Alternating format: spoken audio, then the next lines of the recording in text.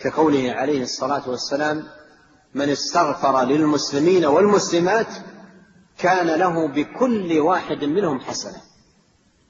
انظر، من استغفر للمسلمين والمسلمات كان له بكل واحد منهم حسنة.